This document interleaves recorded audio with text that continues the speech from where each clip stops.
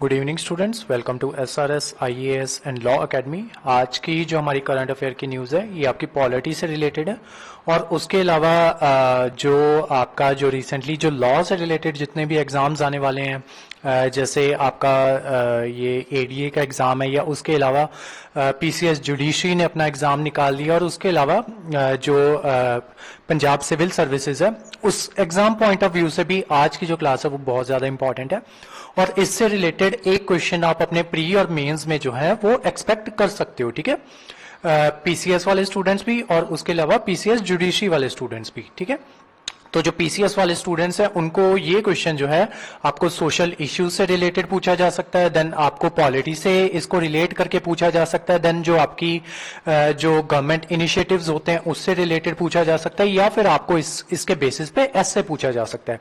Same goes for आपके जो PCS judiciary वाले स्टूडेंट्स हैं, आपको इसके ऊपर ऐसे आ सकता है। और उसके अलावा आपके जो क्या कहते हैं ये कॉन्स्टिट्यूशन क्योंकि आपके सिलेबस में होता है, तो आज की जो क्लास होगी उसमें हम ये भी देखेंगे कि ये किस तरीके से ये जो आपका इशू है ये किस तरीके से कॉन्स्टिट्यूशन से रिलेट करता है। ठीक है, तो आज की क्लास जो है बहुत ज्यादा इंपॉर्टेंट रहने वाली है, तो इसको प्री और मेंस दोनों पॉइंट ऑफ व्यू से देखना है इस क्लास को। और इसमें जो डेटा मैं आपको कोट करूंगा उस डेटा को नोट डाउन कर लेना और इसकी जो सुप्रीम कोर्ट की जो रूलिंग है इससे रिलेटेड उसको भी आप साथ में नोट डाउन करके रख लेना, क्योंकि वो जो रूलिंग होती है उसमें जो बातें कही जाती हैं अगर उसको आप एज इट इज कोट कर देते हो अपने जो एसे होता है या आपका आंसर होता है उसके जो होते हैं आपको एक्स्ट्रा मार्क्स मिलते हैं। ठीक है, तो चलिए आज की क्लास हम शुरू करते हैं। आज की क्लास है abortion right for single women, कि जो सिंगल विमेन है उनको जो है अबॉर्शन राइट जो है वो मिल चुका है। तो देखते हैं सबसे पहले ये जो चीज है ये न्यूज में क्यों है। Recently Supreme Court has allowed all women in the country, all women मतलब मैरिड और अनमैरिड या single women, regardless of marital status, कि उनके मैरिटियल स्टेटस क्या है उसके regardless they can undergo an abortion up to 24 weeks into pregnancy, pregnancy के 24 हफ्ते तक वो जो है अबॉर्शन जो है वो अपना करवा सकती हैं to access safe and legal abortion care. तो ये है हमारी न्यूज और इसी वजह से ये जो न्यूज थी ये चर्चा में थी, क्योंकि सुप्रीम कोर्ट ने जो है जजमेंट दे दी है कि 24 वीक तक जो भी लेडी है जो प्रेग्नेंट है, चाहे वो मैरिड हो या अनमैरिड हो, तो वो जो है अबॉर्शन जो है उसके लिए जा सकते हैं लीगली। अब सबसे पहले इस क्लास को शुरू करने से पहले इसकी थोड़ी सी हिस्ट्री देख लेते हैं कि ये अबॉर्शन जो इंडियन अबॉर्शन लॉ है उसकी हिस्ट्री क्या रही है। ठीक है, कई बार ना आपको जो आपका जो मेंस होता है उसमें इस तरीके से जो है आपको क्वेश्चन पूछ लिया जाता है कि इंडियन अबॉर्शन लॉ की जो हिस्ट्री रही है उसको आपको ट्रेस करना है। ठीक है, तो उसको आप किस तरीके से ट्रेस करोगे, तो उसके ऊपर जो है आपको क्वेश्चन पूछा जा सकता है या फिर ऐसे भी आ सकता है। तो उसके लिए आपको हिस्टोरिकल जो पर्सपेक्टिव होता है उसके बारे में पता होना चाहिए। तो चलिए देखते हैं। अंडर 1916 सॉरी अंटिल 1960 तक जो था अबॉर्शन जो था वो इलीगल हुआ करता था इंडिया में, and women could face 3 years of imprisonment, उसको 3 साल तक की जो है जेल हो सकती थी और फाइन हो सकता था under section 312 of IPC, Indian penal code के सेक्शन 312 के तहत 312 के तहत 3 साल तक की सजा और फाइन जो है वो देना पड़ सकता था अगर जो है अबॉर्शन कराया जाता है। क्यों? क्योंकि अबॉर्शन 1960 तक इलीगल था। It was in the mid 1960s that government set up the Shantilal Shah committee. ठीक है, तो आपसे पूछा जा सकता है कि कौन सी ऐसी कमेटी थी जिसको जो है बिठाया गया था इंडियन अबॉर्शन लॉ के कॉन्टेक्स्ट में। ठीक है, तो कौन सी कमेटी वो है, तो 4 कमेटीज का आपको नाम दे देंगे और उसमें से शांतिलाल कमेटी के बारे में पूछ लेंगे, या फिर डायरेक्ट क्वेश्चन ये पूछा जा सकता है कि शांतिलाल कमेटी जो है वो किससे रिलेट करती है। ठीक है, तो 4 आपको ऑप्शन दे देंगे, बीच में एक इंडियन अबॉर्शन लॉ के बारे में दे देंगे आपको। ठीक है, तो ये इस तरीके के आपके प्री के क्वेश्चंस बनते हैं। नेक्स्ट, शांतिलाल शाह कमेटी जो है वो बिठाई जाती है मिड 1960s में और उनको कहा जाता है कि जो इसको हेड करते हैं वो करते हैं डॉक्टर शांतिलाल शाह। तो इनको कहा जाता है कि to look into the matters of abortion and decide if India needs a law for the same, कि इंडिया को जो है अबॉर्शन के ऊपर लॉ की जरूरत है या फिर नहीं है, तो उसके बेसिस पे ये शांतिलाल शाह कमेटी जो होती है उसको बिठाया जाता है। Based on the report of the committee, Shantilal Shah committee, a medical termination bill was introduced. इनकी ये जो रिपोर्ट देते हैं शांतिलाल शाह कमेटी जो रिपोर्ट देती है उसके बेसिस पे एक मेडिकल टर्मिनेशन बिल जो है वो उसको इंट्रोड्यूस किया जाता है लोकसभा और राज्यसभा में, जो कि पास हो जाता है पार्लियामेंट के द्वारा कब, अगस्त 1971 में। बिल का नाम होता है the medical termination bill of pregnancy, MTP act. ठीक है, ये आता है 1971 में। And came into force on 1 अप्रैल 1972। और फोर्स में ये कब से आता है? 1972 में। ये इंडिया की सभी स्टेट्स पे अप्लाई होता है, लेकिन एक स्टेट को छोड़ के, कौन सी थी? जम्मू एंड कश्मीर। ठीक है, क्यों? क्योंकि आर्टिकल 370 की वजह से। ठीक है, चलो आगे चलते हैं।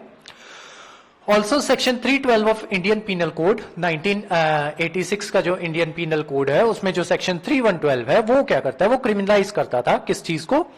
अगर voluntary causing miscarriage, even when the miscarriage is with the pregnant women consent, अगर प्रेग्नेंट वुमेन के कंसेंट से मिसकैरेज किया जा रहा है, तो भी जो है इस चीज को क्रिमिनलाइज किया हुआ था सेक्शन 3112 आईपीसी के सेक्शन 3112 के द्वारा।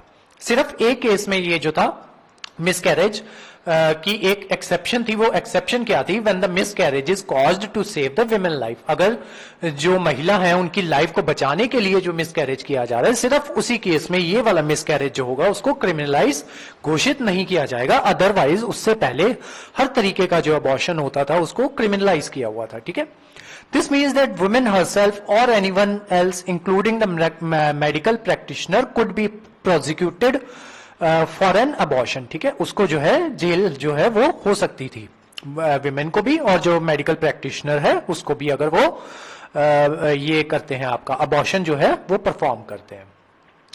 अब देखते हैं उसके अलावा अबाउट 71 का जो एक्ट आता है उसमें क्या क्या चीजें जो है वो लाई गई थी। Medical termination of pregnancy act, MTP act 1971 allowed pregnancy termination. किस चीज के लिए अलाउ करता है? प्रेगनेंसी टर्मिनेशन के लिए बाय मेडिकल प्रैक्टिशनर। जो मेडिकल प्रैक्टिशनर है वो जो है प्रेगनेंसी जो है उसको टर्मिनेट कर सकता है दो स्टेजेस में। कौन कौन सी? सबसे पहली, एक सिंगल डॉक्टर का ओपिनियन चाहिए अगर अबॉर्शन जो है 12 वीक्स तक की है। ठीक है, मतलब 12 वीक्स अभी जो है 12 वीक्स से कम तक का टाइम है, तब जो है सिर्फ एक डॉक्टर का, सिंगल डॉक्टर का ओपिनियन चाहिए। उसके बाद जो है अबॉर्शन जो है वो परफॉर्म की जा सकती थी। किसके तहत? मेडिकल एमटीपी एक्ट 1971 के तहत। उसके अलावा for pregnancies between 12 to 20 month, अगर जो प्रेगनेंसी है वो 12 से 20 हफ्ते तक की है, उस केस में जो ओपिनियन जो चाहिए वो दो डॉक्टर्स का ओपिनियन चाहिए होता था to determine if the continuance of the pregnancy would involve risk of life. अगर जो है वो प्रेगनेंसी उसको कंटिन्यू रखती है वो विमेन या लेडी, तो जो क्या हो सकता है? एक रिस्क ऑफ लाइफ हो सकता है। किसके लिए? प्रेग्नेंट वुमेन के लिए। और उस वजह से एक ग्रेव इंजरी आ सकती है उसकी उस लेडी की फिजिकल और मेंटल हेल्थ को। या फिर if there is a substantial risk that if child were born it would suffer from physical or mental abnormality, अगर जो child born होता है उसको physical या mental abnormalities जो है उसको फेस करना पड़ सकता है, उस केस में जो है जो प्रेगनेंसी है 12 से 20 हफ्ते तक की, उसको जो है टर्मिनेट किया जा सकता था, लेकिन दो डॉक्टर्स की ओपिनियन के साथ। ठीक है, तो दो बातें थी। अगर 12 वीक से पहले तक की प्रेगनेंसी है तब एक डॉक्टर की जो है जो एडवाइस है वो चाहिए, एक डॉक्टर का ओपिनियन चाहिए। अगर प्रेगनेंसी जो है 12 से 20 हफ्ते तक की है तब दो डॉक्टर की एडवाइस चाहिए, लेकिन जो जो मैंने आपको रीजंस बताए वो रीजन साथ में होने चाहिए। ठीक है, रीजन कौन कौन से? प्रेग्नेंट विमेन की लाइफ को रिस्क हो, उसके अलावा उसकी फिजिकल और मेंटल हेल्थ जो है वो खतरे में हो, और उसके अलावा तीसरा रीजन जो बच्चा है वो उसमें ऐसा खतरा हो कि वो जो है फिजिकली या फिर मेंटली एबनॉर्मल बच्चा जो है वो होगा। उस इन केसेस में जो है टर्मिनेट किया जा सकता है प्रेगनेंसी को कितने टाइम के बीच में? 12 टू 20 वीक्स। ठीक है, उसके अलावा फिर ये जो एक्ट होता है आपका एमटीपी एक्ट, इसमें अमेंडमेंट होती है 2021 में। ठीक है, 2021 में पार्लियामेंट जो है वो अमेंडमेंट करते हैं, तो वो अलाउ कर देते हैं कि abortion based on the advice of one doctor, अगर 20 हफ्ते तक की अबॉर्शन जो है 20 जो प्रेगनेंसी जो है वो 20 हफ्ते तक की है, मतलब 20 हफ्ते से कम का टाइम है, तब सिर्फ एक ही डॉक्टर की जो है एडवाइस वो चाहिए। उसके अलावा कुछ मॉडिफिकेशन की जाती है। The modified law need opinion of 2 doctors of pregnancy between 20 to 24। ठीक है, तो 21 में क्या चेंज कर दिया जाता है कि 2 डॉक्टर का ओपिनियन चाहिए अगर जो प्रेगनेंसी है वो है 20 से 24 हफ्तों के बीच में। ठीक है, तो ये चेंजेस किए जाते हैं 2021 में। उसके बाद क्या होता है? For further pregnancies between 20 to 24 weeks rules specified 7 categories जो है उसको इंक्लूड किया जाता है, जिस केस में जो प्रेगनेंसी है 20 से 24 हफ्ते तक की उसको जो है टर्मिनेट किया जा सके। तो वो 7 जो कैटेगरीज हैं वो कौन कौन सी हैं? सबसे पहली सर्वाइवर और सेक्सुअल असॉल्ट और रेप और इंसेस्ट, ठीक है। अगर वो जो लेडी है वो सर्वाइवर हो किसका, किसी रेप इंसिडेंट का या सेक्सुअल असॉल्ट का, उसके अलावा अगर वो माइनर हो, ठीक है, तब भी जो है 20 से 24 हफ्ते तक की जो प्रेगनेंसी है उसको टर्मिनेट किया जा सकता है, ठीक है।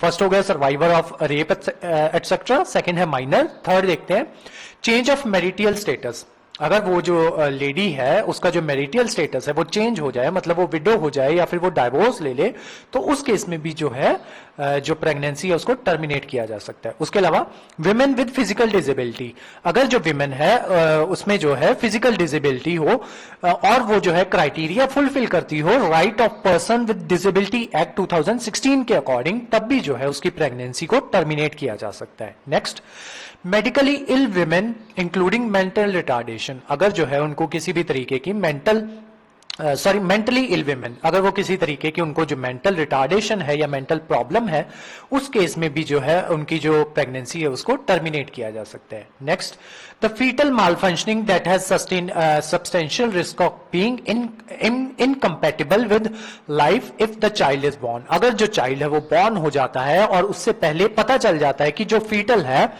विमेन की बॉडी के अंदर, तो उसको उसमें जो है किसी तरीके की माल फॉर्मेशन हो गई है या इस तरीके की डीफॉर्मेशन हो गई है उस बच्चे के अंदर कि वो जो है आगे जाके जो अपनी लाइफ है वो डिग्निटी के साथ नहीं जी पाएगा, या इस तरीके से या फिर उसको किसी तरीके की फिजिकल या मेंटल एबनॉर्मेलिटी हो गई है, तो उस केस में भी जो है जो प्रेगनेंसी है उसको टर्मिनेट किया जा सकता है। Next, women with pregnancy in humanitarian settings और डिजास्टर और इमरजेंसी में डिक्लेयर्ड बाय गवर्नमेंट, अगर जो है विमेन जो है ऐसे समय में प्रेग्नेंट हो जाती है जब ह्यूमैनिटेरियन क्राइसिस जो है वो चल रहा है या फिर डिजास्टर चल रहा है या इमरजेंसी चल रही है, तो उस केस में भी जो है उसकी जो उस लेडी की जो प्रेगनेंसी है उसको टर्मिनेट किया जा सकता है।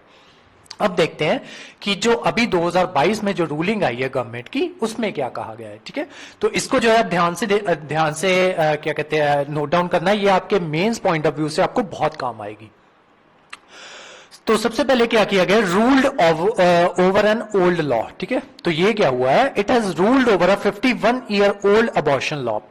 51 ईयर्स ओल्ड एक अबॉर्शन लॉ था, कौन सा 1971 का medical termination of pregnancy act, जिसको जो है इन्होंने ओवर रूल कर दिया है, which bars the unmarried women for terminating pregnancies, ठीक है। अब ये जो केस है सुप्रीम कोर्ट के पास आता क्यों है, ठीक है। तो एक ना अनमैरिड लेडी होती है, तो वो उनको जो होता है अपनी जो प्रेगनेंसी होती है उसको टर्मिनेट करवाना होता है, लेकिन वो क्योंकि अनमैरिड थी तो जो दिल्ली हाई कोर्ट है उनकी जो याचिका होती है उसको खारिज कर देते हैं, क्यों, ये कह के कि जो medical termination of pregnancy act 1971 है वो सिर्फ जो मैरिड लेडीज है उनके लिए है, ठीक है। तो इस वजह से जो उनकी जो याचिका होती है उसको खारिज कर दिया जाता है। तब वो जो लेडी होती हैं वो चली जाती हैं सुप्रीम कोर्ट में, ठीक है। तो सुप्रीम कोर्ट में वो जाके कहती हैं कि क्योंकि क्या कहते हैं, ये जो आप जो कह रहे हो कि ये जो एक्ट है सिर्फ जो है मैरिड लेडीज के लिए, तो इस तरीके से आप जो मेरा फंडामेंटल राइट है article 14 that is right to equality, उसको जो है आप उसके आप अगेंस्ट जा रहे हो। तो इस वजह से क्योंकि ये उसका मसला बन गया था आपके फंडामेंटल राइट्स का, तो उस वजह से ये जो केस है सुप्रीम कोर्ट में गया और उस वजह से ये जो रूलिंग थी उसको चेंज करना पड़ा, ठीक है। Which bars the unmarried women from terminating pregnancy which are up to 24 week, ठीक है। तो ये जो एमटीपी एक्ट था आपका, ये बार करता था किनको, अनमैरिड विमेन को from terminating pregnancies. The medical termination of pregnancy act 1971 and it's rules of 2003 prohibit unmarried women who are between 20 to 24 weeks pregnant to abort with the help of registered medical practitioner। तो ये जो act था ये registered medical practitioner जो है उनको बार करता था या उनको रोकता था कि वो जो है अनमैरिड जो विमेन है उनकी जो है प्रेगनेंसी को अबॉर्ट ना कर सके, ठीक है। The latest amendment to MTP act was made in 2021, जो हमने देखा कि जो रूल्स उन्होंने चेंज किए वो पिछली स्लाइड्स में आपको करवा चुका हूं। नेक्स्ट आते हैं, एससी ने जो सुप्रीम कोर्ट ने जो अपनी रूलिंग दी है the right to choose under article 21। तो सुप्रीम कोर्ट कहते हैं जो ये जो 3 जजेस बेंच थी ये, और जिसको हेड कर रहे थे चंद्रचूड़ जी, जस्टिस चंद्रचूड़, तो उन्होंने उनकी बेंच ने जो रूलिंग दी है उसके तहत उन्होंने बोला है the court held that right of productive autonomy. ठीक है, अपने आंसर्स में ये जो वर्ड है ना प्रोडक्टिव ऑटोनॉमी, ये आपको मेंशन करना है जब भी इससे रिलेटेड आंसर लिखते हो या फिर ऐसे लिखते हो तो रिप्रोडक्टिव ऑटोनॉमी का जिक्र आपने जरूर करना है। क्यों? क्योंकि सुप्रीम कोर्ट ने ये जो टर्म है इसका यूज किया है। ठीक है, the court held that the right of reproductive autonomy, dignity and privacy under article 21 of the constitution give an unmarried women the right of choice as to whether or not to bear a child on a similar footing as that of married women. ठीक है, married women की तरह ही जो article 21 है वो जो है fundamental right है हमारा, वो ये राइट प्रोवाइड करता है कि जो एक लेडी है चाहे वो मैरिड है या अनमैरिड है, लेकिन उसको जो है जो एक पूरी तरह से राइट ऑफ प्रोडक्टिव ऑटोनॉमी है कि वो चाहे तो अपना जो बच्चा है उसको रख सकती है, और अगर वो चाहे तो जो अपना जो बच्चा है या अपनी प्रेगनेंसी है उसको टर्मिनेट कर सकती है। ठीक है, तो ये जो रूलिंग है सुप्रीम कोर्ट की तरफ से आई है। उसके अलावा सुप्रीम कोर्ट कहते हैं right to equality under article 41 के तहत कहते हैं it prohibiting single or unmarried pregnant women from pregnancies between 20 and 24 weeks from assessing abortion, while allowing married women with the same term of pregnancy to assess the care was violative of right to article। कि unmarried women को allow ना करना कि वो जो है 20 से 24 weeks तक जो है अपनी प्रेगनेंसी को टर्मिनेट ना कर पाए, और मैरिड वुमेन को अलाउ करना कि वो जो अपनी प्रेगनेंसी है उसको टर्मिनेट कर दे, ये जो है कंप्लीटली वायलेटिव होगा राइट टू इक्वालिटी के तहत। ठीक है, मतलब आप एक तरफ सेम जेंडर है, सिर्फ उसका मैरिटल स्टेटस अलग है, तो मैरिटल स्टेटस के बीच को ध्यान में रखते हुए आप जो है डिस्क्रिमिनेशन कर रहे हो एक लेडी के बीच में जो कि मैरिड है और दूसरी अनमैरिड है, और एक को आप जो है असेस प्रोवाइड करवा रहे हो कि वो जो है ये कर सकती है, आपका अबॉर्शन जो है उसके लिए जा सकती है, और जो दूसरी है वो अबॉर्शन के लिए नहीं जा सकती। तो ये कंप्लीटली वायलेटिव है आपका आर्टिकल 14 के। और कोई भी रूल, कोई भी लॉ जो आपके फंडामेंटल राइट के अगेंस्ट होता है वो नल एंड वॉइड जो है वो घोषित कर दिया जाता है। ठीक है, तो इस वजह से ये जो आर्टिकल था इसमें चेंजेस किए गए। नेक्स्ट देखते हैं, a single woman may have suffered the same changes in material circumstances as married pregnant women. तो ये जो है जो आपकी जो जस्टिस चंद्रचूड़ जी की बेंच है उन्होंने बोला है कि जो सिंगल वुमेन है वो सेम तरीके से सफर करेगी, सेम तरीके के जो क्या कहते हैं चेंजेस इन मैरिटल सर्कमस्टांसेस के तहत वो गुजरेगी जैसे कि एक प्रेग्नेंट वुमेन जो है वो गुजरती है। She may have been abandoned और विदाउट अ जॉब और been a victim of violence during her pregnancy. उसके अलावा not constitutionally sustainable, the artificial distinction between married and unmarried women is not constitutionally sustainable. और वो sustainable क्यों नहीं है वो आर्टिकल 14 और आर्टिकल 21 के तहत मैं आपको समझा चुका हूं। उसके अलावा the benefits of law extended equally to single and married women. अब इसके जो लॉ के जो बेनिफिट है अब इक्वली जो है वो एक्सटेंड किए जाने चाहिए सिंगल और मैरिड वुमेन के तहत। उसके अलावा extend the ambit of reproductive rights. The term reproductive rights is not restricted to having or not having children. Reproductive rights of women included constellation of rights, entitlement and freedom of women. ठीक है, जो reproductive rights हैं वो सिर्फ आपके abortion से related नहीं है या बच्चे होने या बच्चे ना होने से रिलेटेड नहीं है, ये एक राइट्स का एक कंसल्टेशन है। कंसल्टेशन होता है मतलब कलेक्शन ऑफ स्टार्स को कहा जाता है। ठीक है, मतलब एक राइट्स की कलेक्शन को कहा जाता है। उसके अलावा constellation of rights, entitlement and freedom for women. Reproductive rights include the right to access education and information about contraception and sexual health, right to choose safe and legal abortion, right to reproductive health care. उसके अलावा views on marital rape, for the sole purpose of MTP act the meaning of rape must include marital rape to marshal of women's right to reproductive and decisional autonomy. तो उन्होंने साथ ही में ये भी कहा है कि जो मीनिंग ऑफ रेप है उसमें मैरिटल रेप जो है उसको भी इंक्लूड किया जाना चाहिए। उसके अलावा जो जस्टिस चंद्रचूड़ थे उन्होंने स्पेशली इस बात को मेंशन किया है, इस बात को कोट किया है। उन्होंने बोला है कि unsafe abortions are third leading cause of maternal mortality in India. Maternal mortality का मतलब ये होता है कि टोटल कितनी जो मैरिड वुमेन जो है उनकी डेथ हो जाती है जो है प्रेगनेंसी के दौरान, तो उसको मैटरनल मोर्टेलिटी कहा जाता है।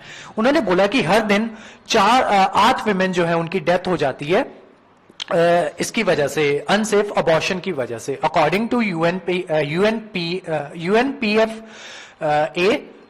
That is United Nation Population Fund State of World's Population Report 2022, ठीक है। तो उन्होंने इस रिपोर्ट को कोट करते हुए कहा है कि ये यूनाइटेड नेशन की जो रिपोर्ट है उसको कोट करते हुए जो जस्टिस चंद्रचूड़ जो है उन्होंने कहा है कि इसकी अनसेफ अबॉर्शन की वजह से जो 8 विमेन है उनकी डेली जो है डेथ हो जाती है। उसके अलावा the women outside marriages and in poor family are left with no choice but to use unsafe और illegal ways to abort unwanted practices, ठीक है। अब क्योंकि ये जो है आपका एमटीपी एक्ट जो था वो अलाउ नहीं करता था इसके लिए, अबॉर्शन के लिए, तो उस वजह से क्या होता था कि इलीगल तरीके जो है वो ढूंढे जाते थे।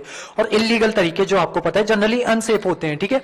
तो वो जो विमेन थी वो इलीगल और जो अनसेफ तरीके हैं उनको ढूंढती थी ताकि जो है जो अनवांटेड प्रेगनेंसीज जो है उनको अबॉर्ट किया जा सके, ठीक है। तो इस वजह से भी जो आपका जो सुप्रीम कोर्ट है उन्होंने बोला है कि अब क्योंकि इसको जो है अलाउ कर दिया जाएगा तो इसका जो है रिस्ट्रिक्शन जो है इस चीज के ऊपर, अबॉर्शन के ऊपर नहीं होगी। तो इसको जो है जो डॉक्टर्स जो है जो वो भी इसके लिए क्या कहते हैं आपका इसको अलाउ करेंगे और वो भी इस चीज से हिचकिचाएंगे नहीं कि अब अबॉर्शन के लिए, ठीक है।